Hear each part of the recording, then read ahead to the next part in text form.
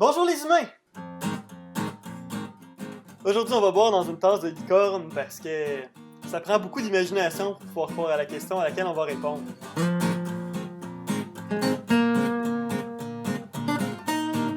Aujourd'hui, on se demande pourquoi les Nations Unies conspirent contre l'humanité.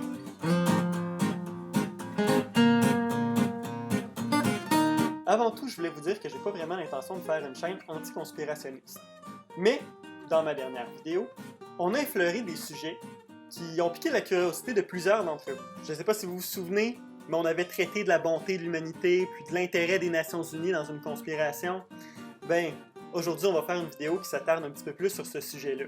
Éventuellement, on va discuter un petit peu plus de comment c'est possible d'avoir une conspiration directement à l'intérieur de l'État, mais aujourd'hui, on s'attarde principalement aux relations internationales. À travers les discussions que j'ai eues avec les gens qui ont pu regarder la dernière vidéo, j'ai pu entendre parler de plusieurs théories de la conspiration concernant les Nations Unies. Il y a certaines personnes qui m'ont parlé de l'armée des Nations Unies qui servirait à contrôler la démocratie ou à contrôler les gouvernements dans certains pays.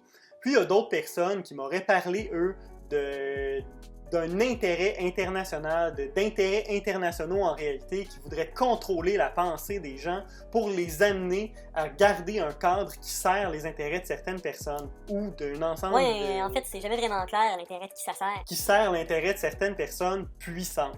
Il y a quelqu'un qui m'a partagé la vidéo d'une certaine dame qui prétendait que le coronavirus actuel ne serait qu'une façon de pouvoir nous intégrer une puce qui nous contrôlerait et nous permettrait de rester dociles dans notre rôle de citoyen pour continuer à travailler au service des gens qui profitent de notre labeur. Pour moi, la conception qu'il y aurait peut-être une conspiration au sein des Nations Unies, ça émane surtout d'une mauvaise connaissance de ce que c'est les Nations Unies. Donc, on va pouvoir parler aujourd'hui de comment fonctionnent les relations internationales, dans quoi les relations internationales diffèrent de la science politique, et puis surtout de pourquoi il n'y a pas de conspiration à l'intérieur des Nations Unies. Les relations internationales, ça étudie les relations entre les États. La science politique, ça va étudier les populations et les décideurs, comment les décideurs créent des politiques ou prennent des décisions qui coïncident avec la volonté populaire. Bien que l'État reflète la volonté populaire, les relations internationales ne vont pas aller jusqu'à étudier la volonté populaire d'un pays précis pour comprendre c'est quoi les besoins et la volonté d'un État précis. Ils vont plutôt étudier les relations entre les États. Si on fait une comparaison facile, la science politique, c'est un petit peu comme étudier le décollage d'une fusée Apollo qui se rend jusque sur la Lune. Autrement dit, la population a un objectif en tant que tel, qui est d'envoyer des gens sur la Lune. Elle s'embarque dans une fusée, et pour arriver à se rendre sur la Lune, prenons l'équipage d'une fusée Apollo, eh bien, il va élire un gouvernement qui va être comparable à un chef de mission dans une mission Apollo, pour leur permettre de gérer tous les paramètres, pour avoir le maximum d'informations sur tout ce qui peut arriver, pour nous permettre, en tant que société, de se rendre à notre objectif, à la Lune, dans le cas du décollage d'une fusée Apollo. Les relations internationales, c'est un petit peu comme un gros paquebot dans lequel il y aurait 7 milliards d'êtres humains. Et tout l'équipage de ce paquebot-là ne serait composé que de capitaines, c'est-à-dire pas de machinistes, pas de mécaniciens, pas de serveurs, pas de femmes de chambre, pas d'hommes de chambre non plus, pas de concierges, juste des capitaines. En réalité, 193 capitaine. On va considérer 193, c'est un petit peu plus complexe que ça de savoir combien il y a d'États dans le monde, mais on va prendre les 193 membres de l'ONU qui sont reconnus pour les besoins de la cause aujourd'hui. Sauf que, dans le cas où on a 193 capitaines sur un paquebot, c'est difficile de décider dans quelle direction le paquebot va aller. C'est important de dire aussi que les capitaines, ils sont tous égaux, tous. Il n'y a pas de différence, il n'y en a pas un qui est plus haut en hiérarchie que l'autre. Ils sont tous responsables individuellement d'une partie plus ou moins grande des passagers, puis ils ont tous leur mot à dire. Les capitaines de ce bateau-là ne s'en laissent pas imposer non plus. Tous ces capitaines-là veulent que leurs passagers, desquels ils sont responsables, soient les plus confortables possibles et puissent arriver à avoir le meilleur niveau de vie possible. Ceci étant dit, ils sont tous indépendants et personne ne peut leur dicter quoi faire. Il n'y a que les capitaines qui ont le droit de décider, et ces capitaines-là doivent manœuvrer le bateau à travers une mer pleine de icebergs. À travers les années, si on prend historiquement, on peut dire que ce paquebot attendez une seconde, je vais vous trouver un nom en latin vraiment cool. On va appeler notre croisière On va oublier ça. On va appeler ça humanité. On va appeler notre paquebot Omnibus. On peut dire que notre paquebot Omnibus, ben, il y a la coque solide en tabarouette. Depuis qu'on a commencé à étudier les relations internationales, on a pogné des tabarouettes de icebergs. Des icebergs encore plus gros que ce qui a pu couler le Titanic, imaginez-vous. On en a frappé un qui s'appelait la grippe espagnole, un autre qui s'appelait la Première Guerre mondiale, un autre qui s'appelait la Deuxième Guerre mondiale. On en a frappé des icebergs dangereux. Ceci étant dit, à chaque fois qu'on a frappé un iceberg, on s'est dit, mais ce serait peut-être pas une mauvaise idée d'essayer de trouver un moyen de conduire ce bateau-là, parce qu'actuellement, avec 193 capitaines qui ont toute une main sur le gouvernail, ben, ça nous fait frapper des obstacles un petit peu dangereux. On peut parler de la grippe espagnole qui a tué pratiquement le quart de la population mondiale. À toutes les fois, on s'est un peu planté. Le volant nous a pété dans les mains ou on n'a pas été capable de tirer les leçons nécessaires des derniers accidents, donc on a lâché le volant à certaines reprises pour tout essayer de s'en aller de notre bord, faire les tâches qui étaient importantes pour nous. Cependant, à toutes les fois, ça nous a mené vers une nouvelle catastrophe. Le dernier gros iceberg qu'on a frappé, ça a été la Deuxième Guerre mondiale. Pas besoin de vous dire que ça a été un accident gravissime. Ce iceberg-là a fait près de 27 millions de morts. Après ça, on s'est dit, ouais, toutes nos belles intentions qu'on a eues au iceberg de la Première Guerre mondiale, ce serait peut-être le temps de les ramener pour arriver à se créer un système qui nous permette, pas nécessairement d'aller à quelque part, mais juste d'empêcher de frapper le prochain iceberg. Maintenant, on va s'attarder sur l'histoire des relations internationales. Les relations internationales, ça commence essentiellement avec le traité de Westphalie. Ça suit les guerres napoléoniennes, ça vient établir le principe le plus important des relations internationales, c'est-à-dire la souveraineté. C'est ce qui fait en sorte que sur notre paquebot Omnibus, ben, tous les capitaines sont indépendants les uns des autres et ils peuvent tous prendre des décisions pour eux-mêmes. Ça, le traité de Westphalie, c'est encore très important aujourd'hui. Ça a établi le caractère de souveraineté de tous les États. Déjà au Moyen Âge, on voyait des traités internationaux entre les États qui commençaient à apparaître, mais le premier traité qui a réellement solidifié les relations internationales, ça a été le traité de Westphalie.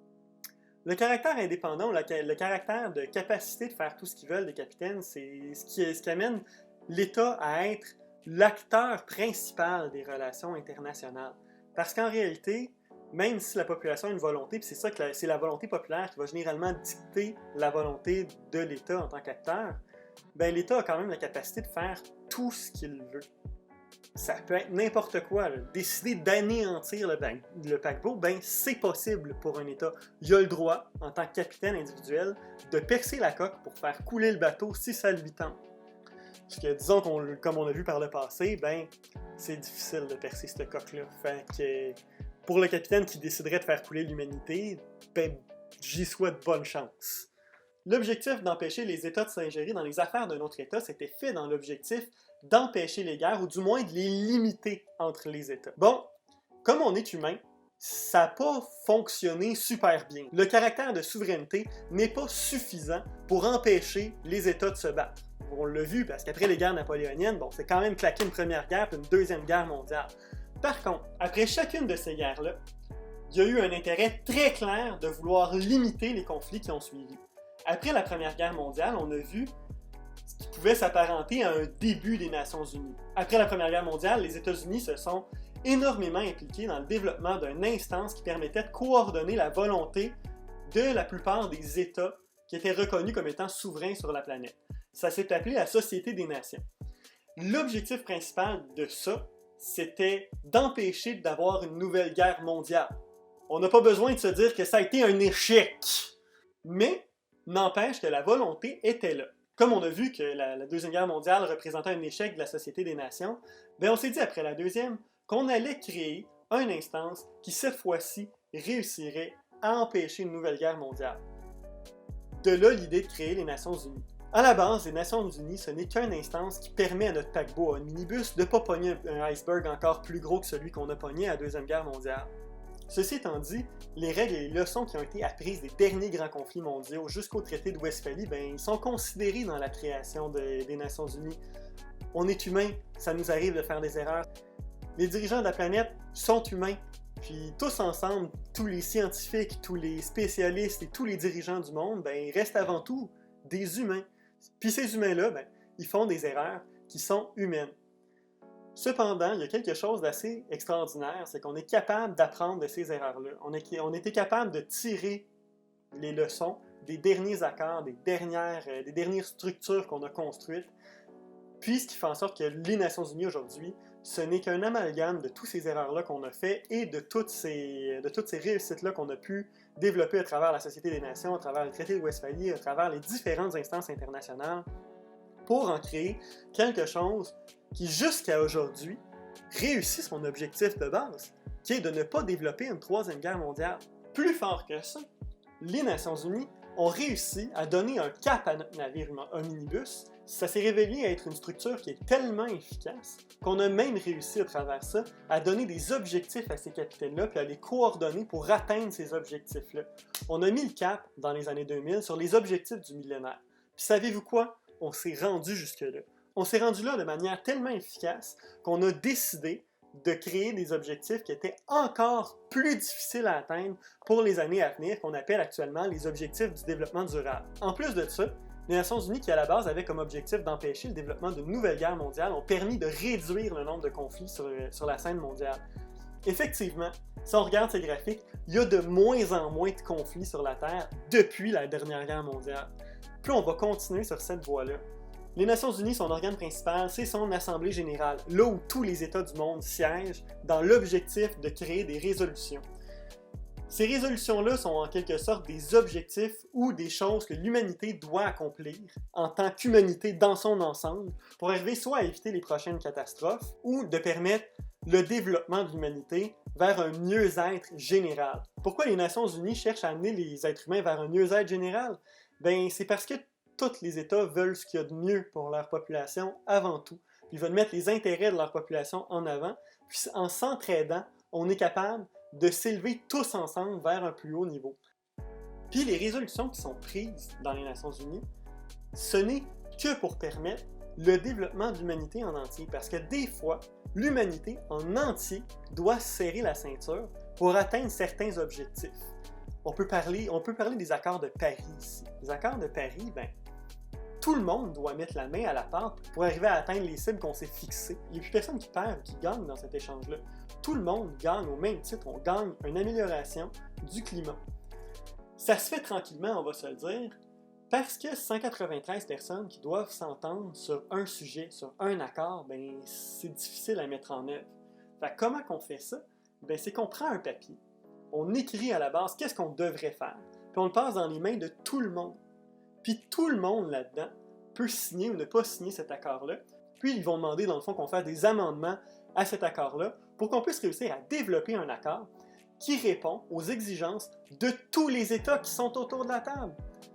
Il n'y a aucun État qui a d'intérêt à dégrader la qualité de vie de sa population ou à dégrader leur intégrité physique, littéralement, en leur imposant des mesures ou en leur imposant des choses qui sont démesurées, finalement. Il n'y a aucun État qui a intérêt à intégrer une puce à l'intérieur du cerveau de sa population pour la contrôler éventuellement. Donc, pour travailler sur plusieurs fronts en même temps, les Nations Unies se sont développées plusieurs branches. On peut parler des casques bleus, entre autres, qui est une branche qui sert essentiellement au maintien de la paix. Ensuite, il y a l'OMS, qui est l'Organisation mondiale de la santé, qui est une autre branche qui est associée aux Nations Unies, qui est une organisation à part où tous les États siègent encore, qui vont développer des programmes qui visent essentiellement le maintien sanitaire de la population en entier. Quand l'OMS vous propose de prendre un vaccin, ou vous suggère fortement de prendre un vaccin, c'est parce que c'est dans l'intérêt de l'humanité au complet. Puis les 193 États membres qui sont indépendants les uns des autres, n'ont pas intérêt à ce que leur population soit contrôlée par quelqu'un qui leur imposerait une puce dans la tête. Ce qui fait en sorte que les vaccins, ça ne peut pas servir à contrôler l'esprit de quelqu'un. Il n'y a personne qui a intérêt à contrôler l'humanité. Personne. Si on est dans cette situation-là, c'est parce qu'on a décidé de l'être. Puis le développement des Nations Unies, ce n'est que la suite des événements historiques qui nous ont menés jusqu'à ça. Les États aux Nations Unies, ils sont indépendants les uns des autres. Puis il n'y a personne qui peut forcer un État ou un autre à lui recevoir des puces, tandis que les autres ne les reçoivent pas. Ça n'arrive pas parce qu'on respecte les principes qu'on a établis au préalable dans les derniers accords et dans les dernières guerres. Donc, on respecte la souveraineté de tous les États. C'est bien aussi de rappeler qu'aux Nations Unies, il n'y a que des États qui siègent. Pas d'entreprises privées, pas de groupe d'intérêt, pas d'organisation internationale. Il n'y a pas un siège pour l'Union européenne à l'Assemblée générale des Nations unies. Il n'y a que des États qui parlent en leur nom.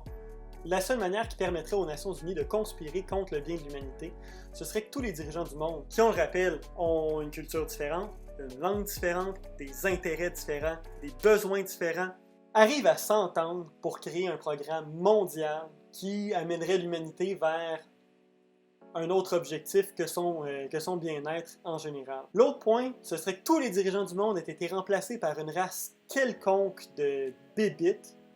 De là mon lien avec les licornes.